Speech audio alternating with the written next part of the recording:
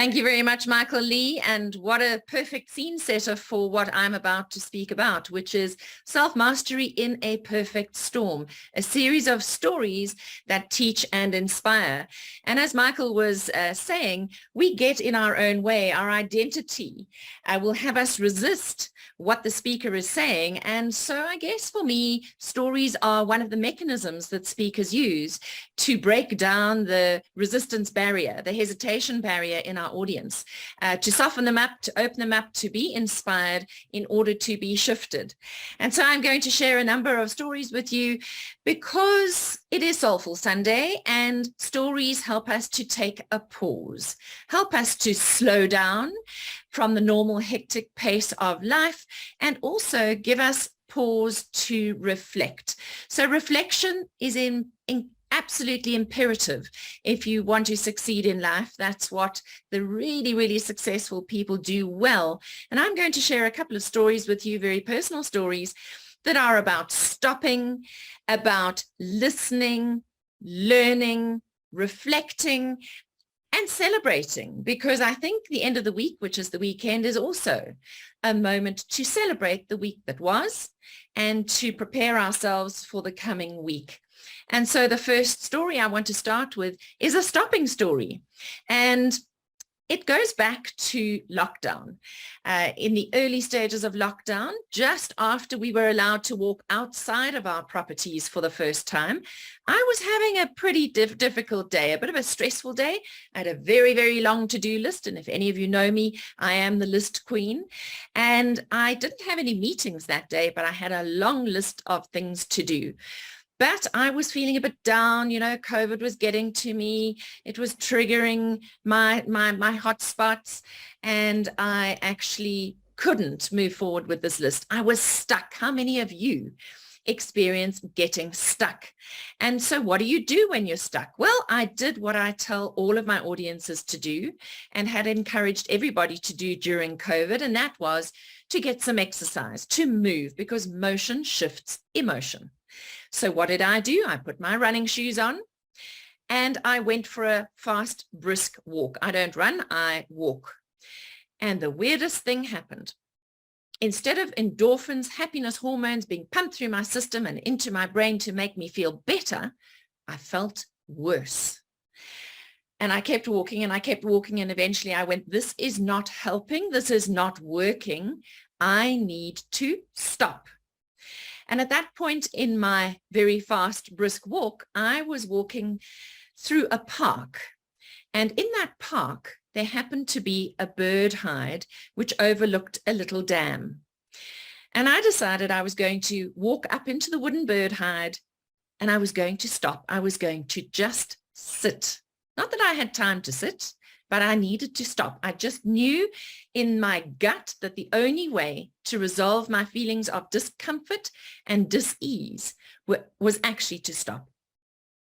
So there I was in the bird hide overlooking this little dam. So picture the scene.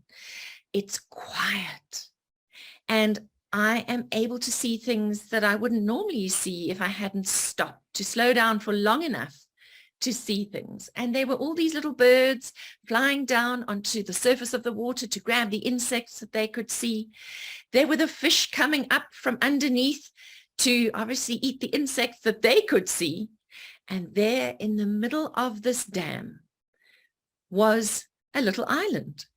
And on this little island was a mother blue crane sitting very, very still, just sitting, doing supposedly nothing, until I realized that she was sitting doing the most important job in the world.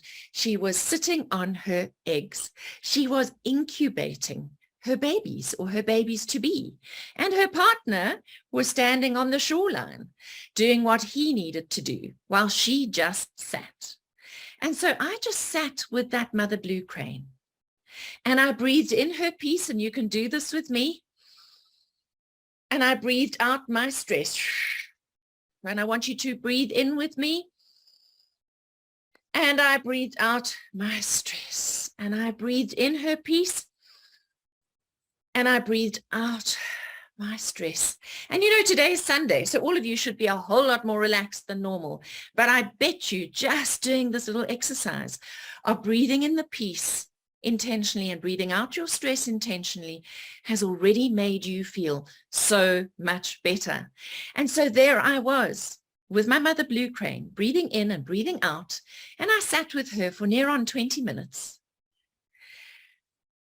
And I felt so much better for having had the wisdom and self-awareness to know that the walking briskly and doing things fast was not working for me. So the question is, when last did you stop and incubate your thoughts and your ideas? When last did you really stop? Because, you know, most of the time when we take a break, if you're like me, you take a break with your iPad or you take a break with your pen and paper. I mean, you know, I am the pen and paper person. This is you, Michael, on the page.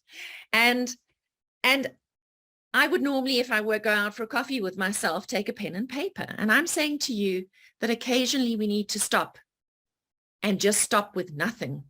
Just stop where you are and be with yourself in whatever environment you find yourself, because that's where you're really going to just be. Otherwise, if you're there with your pen and paper, you're doing. You're not just being, and you're not letting things just percolate. And I know why I take that pen and paper, because I want to capture the thoughts. But maybe if we sat sometimes just for a while and were quiet with nothing else, we might drop our defenses. We might actually shift, change, and grow in ways that are driven internally by the soul, not by our heads, not by the head that is driven to be right, as Michael said, or driven to perform. Maybe we could just be with ourselves and be vulnerable enough to just be with ourselves. And so for 6 weeks after stopping with my mother blue crane, I went to visit her every single day because it was so unbelievably therapeutic. Sadly, her babies never hatched. So that was the sadness. But my goodness, she became my muse. So what do you have? Who is your muse? Where is your muse? And perhaps you can go and find yourself a mother blue crane who can help you out, to help you to ground yourself and find yourself again. So shifting from the mother blue crane, I have always had this dream of having a chauffeur. Who wouldn't want a chauffeur? Then you wouldn't have to sit in the traffic. Yes, Lois, you also want a chauffeur. I always used to think, wow, if I had a chauffeur when I went to fetch my kids from school, I could be working on the back seat. And then when I got to school, I would have got some work done instead of being in the traffic for 45 minutes. And then my kids and I could sit on the back seat and have lunch together and chat while the chauffeur was doing the driving and the navigating of the stressful traffic. Well, my wish came true eventually when my eldest son turned 17 and he got his learner's license. And there I had my chauffeur. I would arrive at school and I would swap seats. I would shift into the passenger seat in the front and he would take over the driver's seat. And it was quite a moment of wow for me to have this chauffeur drive me around. And I was quite a relaxed mother. In fact, my sons preferred me to be in the passenger seat than my husband because I was much more relaxed than he was with them as the learner drivers. But herein lies the story. And it is a story about connection. It is a story about listening. And it is a story about being fully, physically, and emotionally present with somebody when we choose to be with them, because it is so easy today, because of devices, to not be fully emotionally present, to be somewhere else, to be hanging off the end of a phone, for example, even though we're sitting next to somebody. So this was a particular Wednesday when I had been trying to get hold of my sister, who's a teacher. So to get hold of a teacher before lunchtime on a phone is generally impossible. But I really needed to speak to her, so I'd left a message. And here we are, my son and I, leaving the school grounds. He's driving. And we get into a lovely conversation a deep conversation. And then you can guess what happened. My sister returned the call. And I said to my son mid-sentence, hold on, darling, I just need to speak to your aunt. And I then carried on having this conversation with my sister on the phone. My son is driving, so this is cool. I finished with my sister. And then I turned to my son and I said, where were we? And he said, conversation over. And it was such a sobering reminder because he said, thanks for interrupting our conversation, Mum. Conversation over. And it was such a reminder that if there is an important call that we need to take while we're in a conversation with somebody else, we need to warn them. We need to say, I'm all yours unless your aunt phones, because I've been trying to get hold of her desperately today. And if she does phone, I'm going to take the call if you don't mind.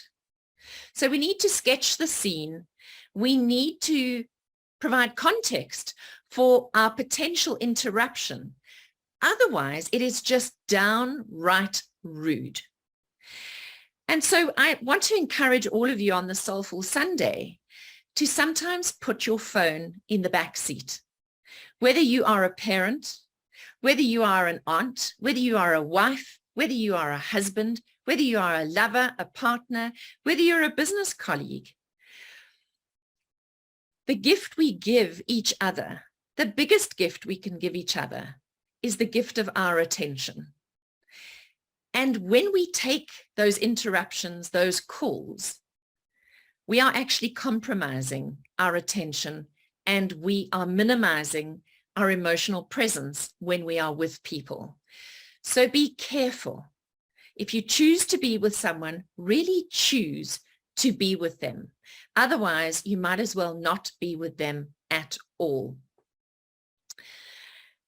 While we're talking about my children, that was a story because I believe our children come to us as much as teachers to us as we do as teachers to them.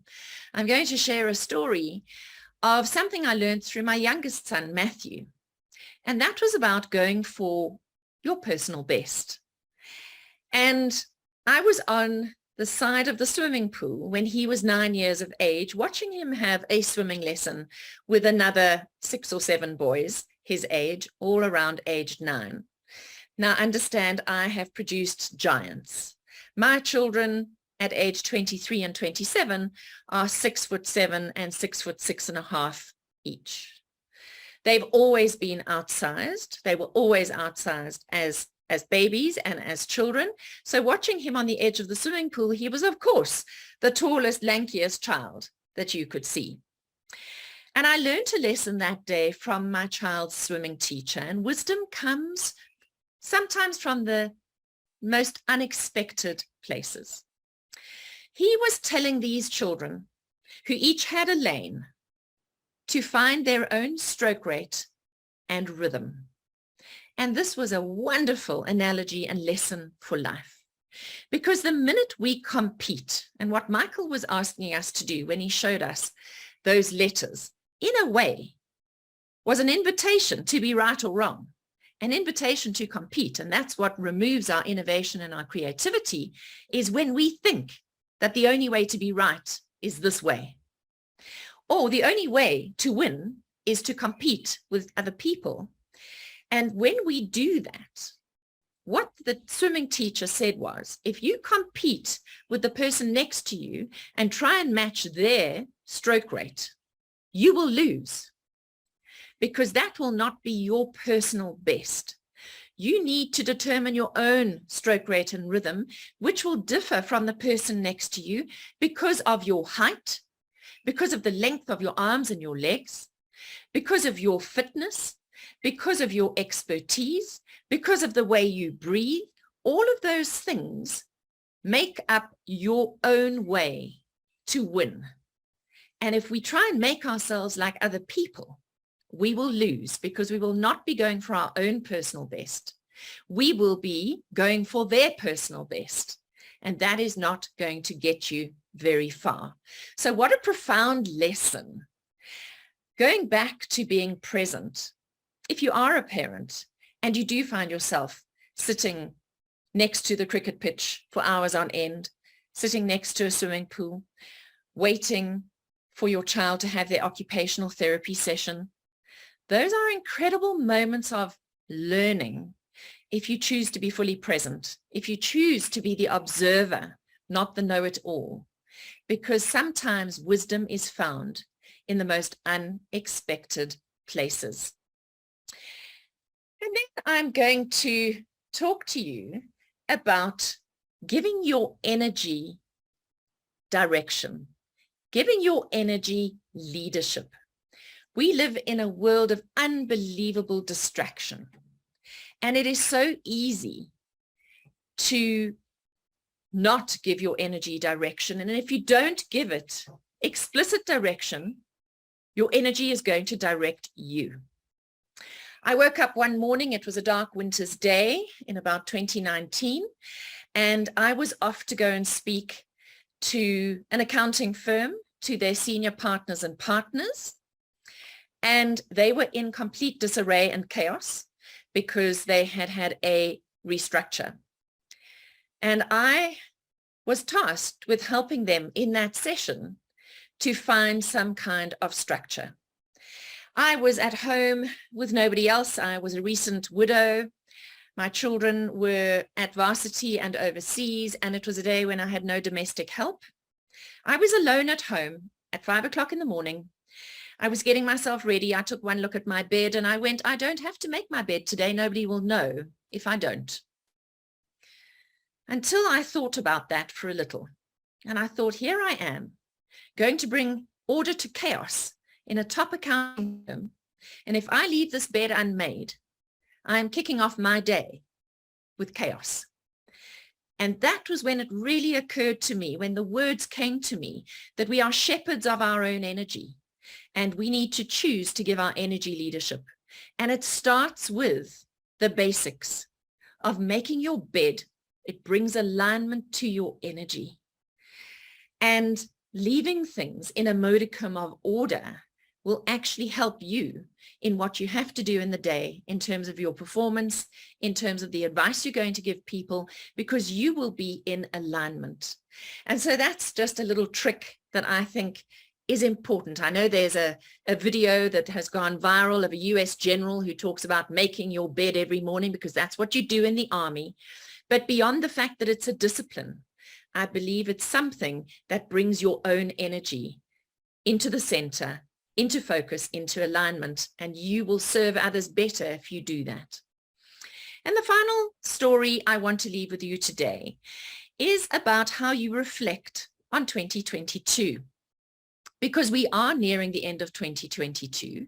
And so often we get stuck on the metrics of measuring our year in numbers. And I'd like to inspire you on this Soulful Sunday to go to the links that I have placed in the chat and to start looking back on 2022 through pictures. Your cell phone has thousands of pictures on it. Now, I spoke at the Global Speakers Summit in Ireland recently, and I don't know how many thousands of pictures I came back with, but there were a lot. And add that to the rest of my pictures for the year, and I have a lot to choose from, and I'm pretty sure you do too. And I like to reflect on my year through three lenses. The first lens is joy. I like to reflect on my year through the lens of joy. What is joy? What brings you joy? And in that link, you can go and download a PowerPoint presentation, because that's what I do, is I create a PowerPoint presentation and I capture pictures in the first part of the first section called joy of what brings me joy. And I want you to engage your senses when you're investigating what brings you joy. Sight, sound, touch, smell, and taste. So I want you to think about whether it's dew or rain caught in the leaves of a succulent, or whether it's a new place to live or a different town, or whether it was a moment in time with a family member. Capture lots of pictures that brought you joy, and there will be a lot under joy. The second lens is growth. Can you capture pictures that actually show growth in your year? Did you acquire a new skill? Have you learned patience and gratitude? Have you learned to validate and acknowledge yourself? And that's really important. And I do that with a bell. That's how I validate and acknowledge myself. So you'll have a lot of pictures in joy. You'll have a lot of pictures in growth, maybe a few less than joy. And then your final lens is excellence. What pictures can you pull into excellence? And do not beat yourselves up here. You will probably only have 2 or 3 pictures in excellence, because excellence has to be better than good. So it's got to be something really unbelievably excellent. So last year, for example, excellence was having my book, Future Proof Yourself, published by Penguin. That for me was really the epitome of excellence in that year. What will excellence be for you? Well, this year, I think excellence will definitely be me standing on the stage in Ireland, getting a standing ovation at the Global Speakers Summit. So what will it be for you? Do not measure your joy, your growth, your excellence by my joy, my growth, my excellence. So please go and download, click on the links, go and look at the article I've written on reflection through those 3 lenses, and you can go and download my PowerPoint presentation template for joy, growth, and excellence. And I think that one, I think I have changed it for 2022. I started doing this in 2020. And it's amazing when you celebrate in pictures, you can connect more viscerally and more emotionally with how you have grown and how you have achieved during your year without measuring the metrics. So that brings me to the end of my contribution to Soulful Sunday. I hope that you can take this and run with it, and also take it and absorb it on a day like today being a Sunday. Thank you very much.